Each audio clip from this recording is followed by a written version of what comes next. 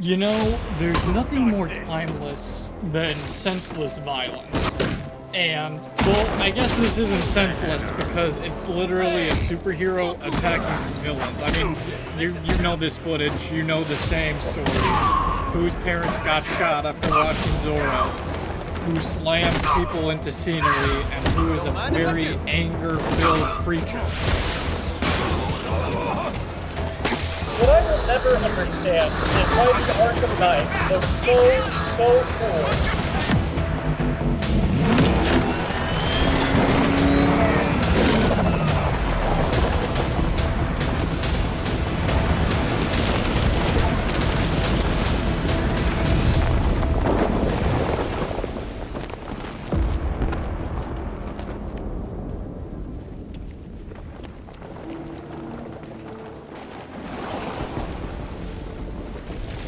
Superheroes. I like superheroes, but it's weird because I'm not like a Marvel fan or a DC fan, kinda. I just think some of them are pretty cool, and I've seen some of the movies, but I wouldn't say I'm like a die-hard. You know what? I'm gonna go clean my glasses. I can't stand looking at them in the video's reflection. I look pretty awful. Superheroes. Superheroes are really, really cool.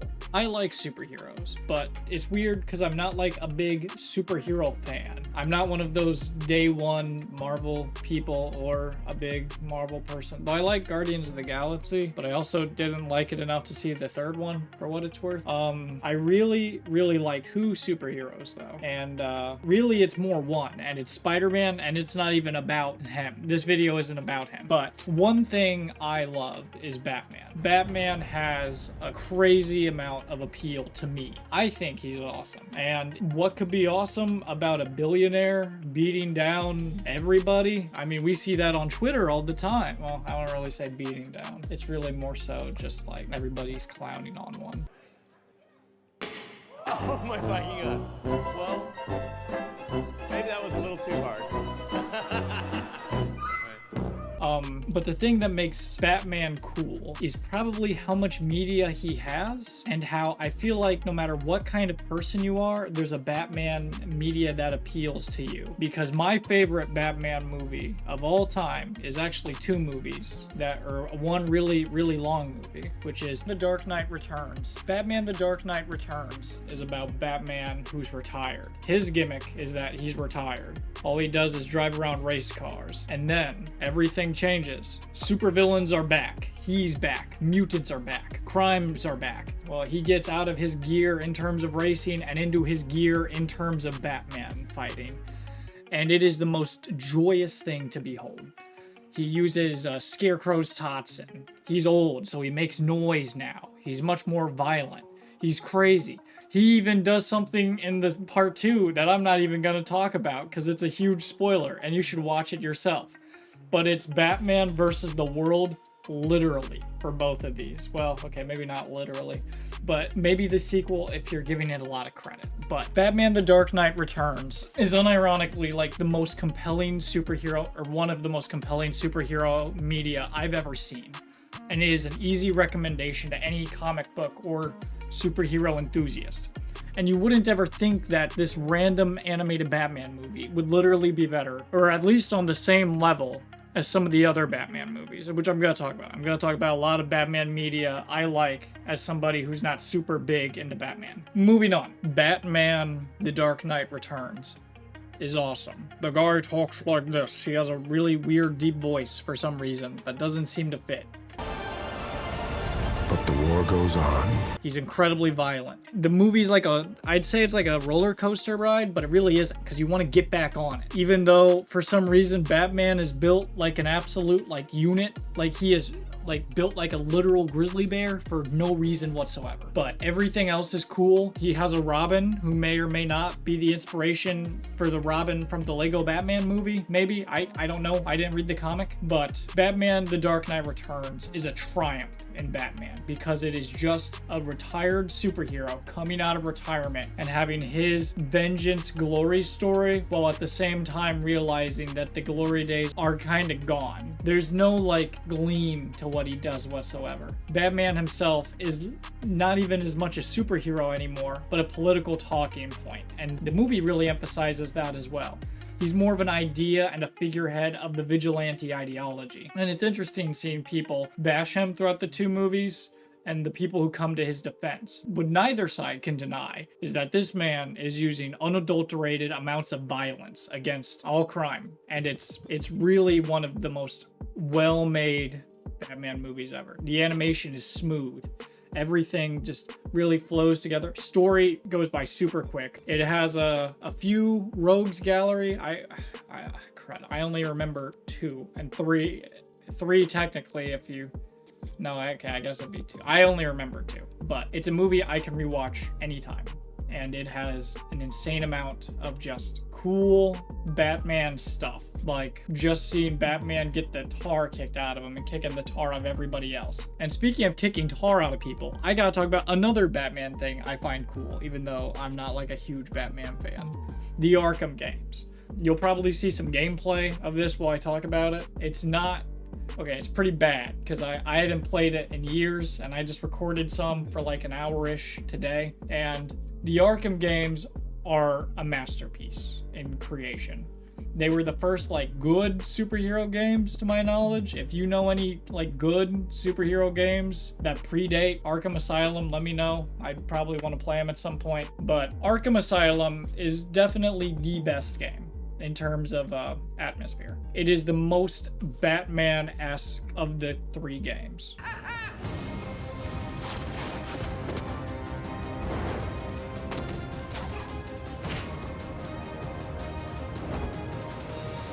Arkham City, I think, has the best, I don't even know if I should say gameplay, but I think like game flow is a better word. I assume that you thought yourself untouchable. Looks like Batman himself is exiting the building. Mayday! Well, as you can see. And Arkham Knight is beautiful and really tries some cool stuff, even though there's a ton of... If you see any story clips of me playing it, which we might show like 1 or 2, it's just me being frustrated because I'm early in the game, even though I beat the game on my PS4. So, but this was all on my PC, which also isn't that powerful. So, starting gameplay may not be a strong suit. Anyway, moving on. The Arkham games depict Batman at his like absolute breaking point. He is brutal. He's an absolute apocalyptic force of violence. That's it! That's all I know! Please, God, stop! I'll tell you, just stop! Remember something else?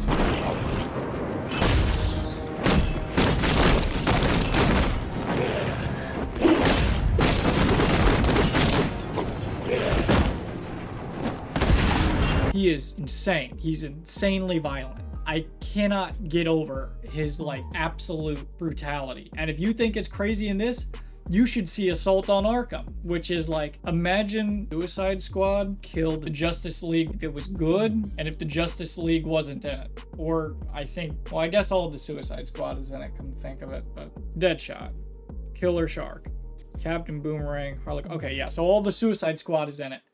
And it's Batman. They're not trying to kill him, from what I recall. I think they're trying to kill Riddler or something. Probably for playing all those stupid trophies inside the game. I have never once gotten any or all of them ever at any point whatsoever, because they are just the worst. They are just the worst thing ever to go and collect. And they've only gotten worse in every game. You'd have to be a madman to collect them all. I cannot think of a reason why somebody would want to collect them all, except I think they're required to get the golden bat symbol in Arkham Knight, though I don't know because I already had unlocked. Or if you're doing it for charity or a YouTube video. I cannot fathom a world where people go and hunt down those stupid trophies for no reason. Zero reason whatsoever. But the Arkham Batman's character design is top notch. He has a lot of depth and nuance in terms of his storytelling. The games are an exploration into his character as much as, it's more so his crusade against crime. One thing the game's got a lot of praise for is their boss fights. I kind of disagree. I don't really have any memorable one. I think City probably has the best ones, but I think everybody is required by law to say that because of Mr. Freeze. Oh, dude, I didn't even mention Arkham Origins. This game wasn't even made by Rocksteady, I don't think. And maybe they should start making the games again, because Rocksteady has, messed up. But Arkham Origins was actually my introduction to the series, which is crazy to think about. I played Arkham Origins on the Wii U, which was totally a trip, and I loved it. I had a crazy blast with it. And you can even play as Deathstroke in the game, Slade Wilson. Do you know who he is? I do, because I watched Teen Titans, which is another DC banger. So yeah, Arkham games give my seal of approval with everything they have done for me and for my enjoyment of Batman as a character. Now, next up we have Batman The Long Halloween. Batman The Long Halloween is like a phenomenal movie, even if you're not a Batman fan, even if you have no idea who the character is. Batman The Long Halloween is an insanely good movie that is sort of like a Two-Face origin story, while at the same point exploring Batman in his earlier days of his career, trying to hunt down the holiday killer. And it's a whodunit, but it is done so expertly well. And it's also a big, if you're into violence, it's a big rogues gallery kill 'em fest. It's got everybody. It's got Poison Ivy. It's got Joker. It's got Two-Face. It's got Solomon Grundy. It's got Scarecrow. I think, now heed me, heed me, fellas. Heed me and hear me out. I think it's better than Batman Hush. I think Batman Hush is overrated. Now, why would I say such a thing? It's because I've seen Batman Hush and I wasn't that big of a fan of it. I think the pacing is all over the place, but Batman The Long Halloween is a perfect whodunit, trying to find out and catch this holiday killer where at every scene of the crime, there's a certain, I want to say postcard, almost with how it's done. It is a fantastic mystery, and I really hesitate to go into detail on the movie solely because it's so much better to watch it yourself and try to figure out the mystery as to who the Halloween killer is. I don't want to give any information if I can avoid it, but even after watching the movie, I still had questions on whether or not characters knew certain things at the time, but I will give you this one hint. It is not Calendar Man. Even though the movie does revolve around calendars, the calendar, even though holidays are a major point in the movie, it does not solely revolve around calendars. But overall, fantastic film. And I can't forget the Dark Knight trilogy. Christopher Nolan, Batman Begins. It has Scarecrow, Jonathan Crane. Super cool portrayal for like the 30 seconds he's in the film. It's got Ra's al Ghul. His gimmick or is it Ra's al Ghul? I'm pretty sure it's Ra's al Ghul. I'll just call him Ghul. It's got the Ghul and his League of Assassins. And then at the end, they give him a calling card for the, I don't have a deck of cards by me, but they give him a calling card for the Joker. And then second movie starts with Payday 2, the friendliest Payday 2 lobby with the Provoker and all his friends. And another Two-Face story, funny enough. Insanely good movie. Heath Ledger does a fantastic job in the role. Actually, every movie and interpretation I've talked about so far, I think has had a good interpretation of the Joker. I know he's like one of the biggest comic icons for a lot of people. I just know him as the guy in what's it called?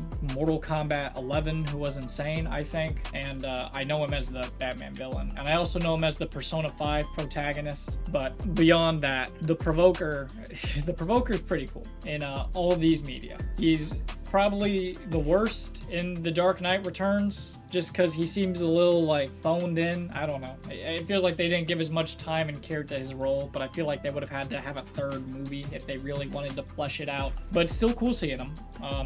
The Long Halloween, the portrayal is done amazingly well. The Arkham games, it's Mark Hamill.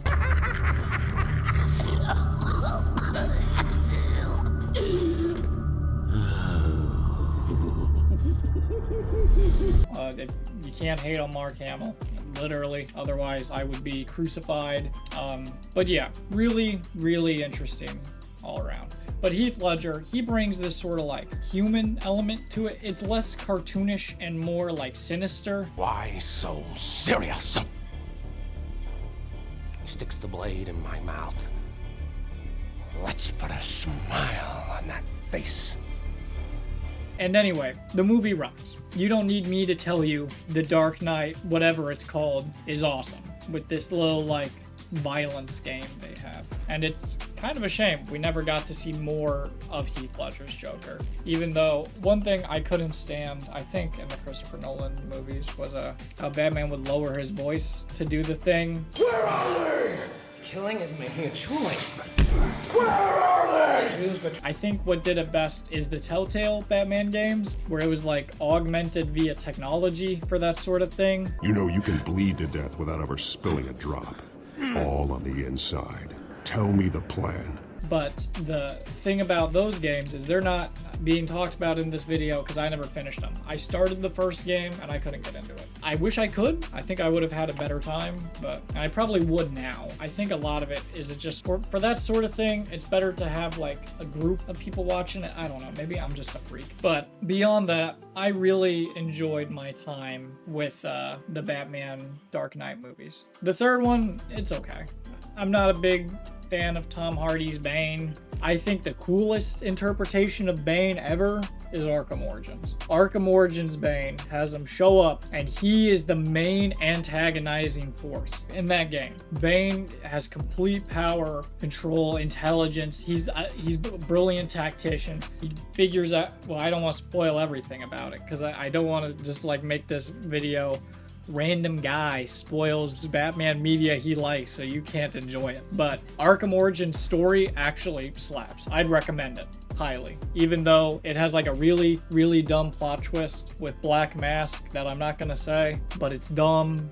It's really dumb, and I wish they kind of kept with Black Mask because I think he's cool. And he's also like in one of the only Gotham episodes I've ever seen where it was like Hunger Games business battle royale, where he ran like a business, and if you want to get hired or get a promotion, you gotta go play battle royale with your fellow office employees. I could be thinking of something totally different, but that's beside the point. Moving on, I want to talk about the Lego Batman movie. Unironically, it probably was my favorite Batman movie until I saw The Long Halloween. And this was after I saw The Dark Knight Rises. It has the greatest opening ever where Batman is a billionaire, and basically it starts with Batman having this crazy Arkham Knight level, I don't want to say last stand because it's like the opening of the movie, but this crazy Arkham violence level of taking down every supervillain ever. And then the movie ends with Batman learning the power of friendship and learning to deal with his own insecurities. And it's a very touching movie that also just has some of the most like Batman-esque writing in terms of the sillier parts of the character, along with the fact it still has his really cool, intelligent brilliance that really stands out. And I don't know, there's just something so heartwarming about the movie that I don't think you can really fully understand until you see it. But the Lego Batman movie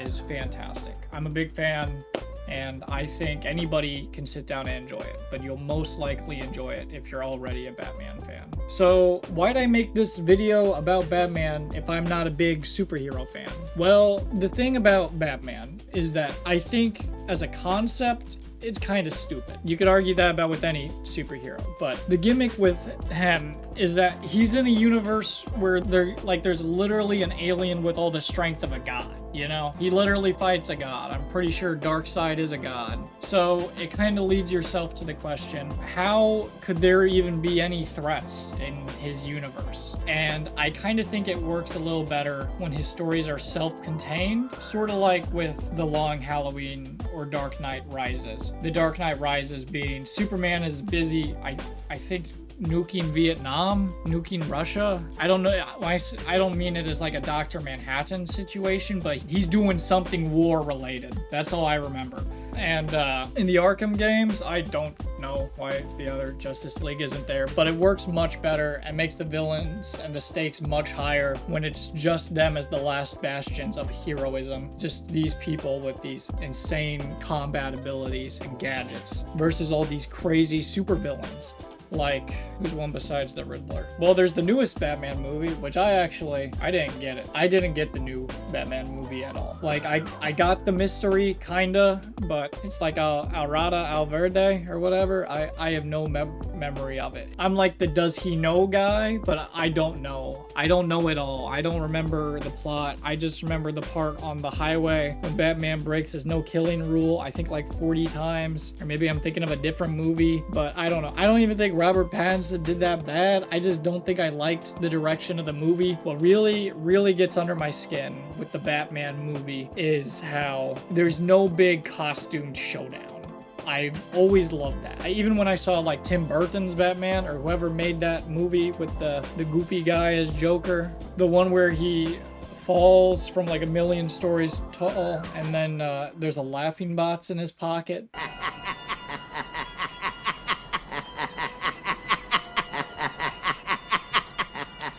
That sort of deal. Whatever movie that was. I think I even like that one more. Mainly because I really like the costume showdowns of superhero versus supervillain. It's really cool when the entire movie builds to it, like Miles Morales, the first one, when he finally puts on his suit and has that showdown with Kingpin with the A. That's awesome. With I'm trying to think of it.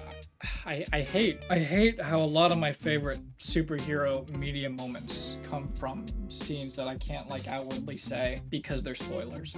I'll say the last episode of season 1 of Invincible, though I guess he got his costume way sooner. Actually, if we're talking about like costume superhero supervillain showdowns, we're talking about the Machine Head episode in season 1. That's like one of my favorite things. Okay, we're getting off topic. Batman. But I don't know. Batman has created such a cool universe with his own characters and how one guy with all his stuff can be so unbelievably awesome through fighting hordes. And it's weird because the Arkham games Batman is very much a stealthy vigilante, and that is portrayed through the Predator sections. But by the same point, a lot of those games, the reputation those games have a lot of the time is just machinettes. It's just machinettes and hitting counter and, or I guess a lot of people say mash the counter button, which I think is why. But that's a lot of what the people say about the games, even though the Predator segments are also a pretty big part, and they're awesome. I love the Predator segments in the Arkham games. But it's weird that this character who became so synonymous with stealth and detective work, and even though he could fight his way out of a situation, he has all these clever tactics. So much of the Arkham games revolve around fighting, and I think it's just because he's so like kick-ass. How this one guy, through like complete physical mastery of his own body and discipline, can show down with these hordes of people and villains, which I don't want to spoil everything about every game, but Batman as a character is timeless. Batman, he's synonymous with just, I want to say, my childlike wonder at superheroes. Even though I was the world's biggest Spider-Man fan growing up, and I still am. I still love Spider-Man. But Batman has an undeniable appeal through it just being a guy in a bat costume, and yet he's able to do all of these awesome things that strike fear into the hearts of criminals. He's able to do all of these amazing feats and show down with the best. I've seen a lot of Justice League, the show, and the cool thing about Justice League, the show, is that Batman, a lot of the time, is one of like the major last lines of defense. There's the sleep episode where Batman has to do his hardest to not fall asleep while this guy is giving all the Justice League members nightmares. There's I think it's actually in Justice League Unlimited with the Wild Cards gang where Batman is solely, or no, maybe it was a Batman Beyond episode, but it's up to Batman specifically to console a child who's on the verge of death. Crazy stuff like that. It's weird because Batman is put in a lot of interesting situations for his character. How a character who's become so synonymous with being the symbol that criminals fear isn't only used for fear. He's used for justice, he's used for courage, he's used for intelligence, but he's also used for pandemonium, for an unwillingness, a limitation of his own morals. Like everybody's always like, why didn't you just kill the Joker? I mean, there's a whole movie about it if you just watch Under the Red Hood, which is also a great Batman movie. I really like Under the Red Hood. I think it's a really well-made film, and I don't know, I just like Red Hood in general. And unrelated, I really like the Arkham Knight as well from the Arkham Knight games. Totally unrelated, trust me, they have no relation whatsoever. I'm not spoiling anything, but there's just some huge huge appeal to me of just the characters and how they interact with each other and make the Batman universe so real. Wearing the coolest armor, like punching it out with thugs, and using all these insane gadgets to stop people from like Polka Dot Man to Brainiac. I hate that name, but he's a good example of like a super-powered supervillain. But that's really all I had to talk about with this, actually. I just wanted to kind of rant about Batman media I like and why I think Batman is awesome. I mean, I am not a huge superhero fan still with Marvel or DC. I have plenty of Batman media I do like, but it's not like whenever somebody starts talking about him, I rush to his defense, or I'm always listing off my favorite Batman media. But he's cool. He's really cool, and I've got no complaints, honestly, with a lot of the media I've seen. I have a lot of media I do have complaints with that I've seen involving Batman, but other than that, I think that's about it. I'll probably have to make one of these on Spider-Man at some point, but Batman as a character is carried, I think, not just by the figure himself, even though he does most of it, it's also just the world that's being created, with Gotham being this dark, steamy city filled with crime, and just the only thing keeping it sane is one guy who's probably insane, dressing as a bat every night and hunting down criminals. And if you take anything away from this video, play the Arkham games. Yeah, play the Arkham games. That's probably my highest recommendation. They're super accessible, and God, I really, really want to stream the Arkham games, dude. I love the Arkham games so much. I'd play them. God, all I do actually is stream for like 8 hours a day if I have the time. But anyway, that's all I have. So peace out. Thank you for watching. I will continue making videos. Peace out.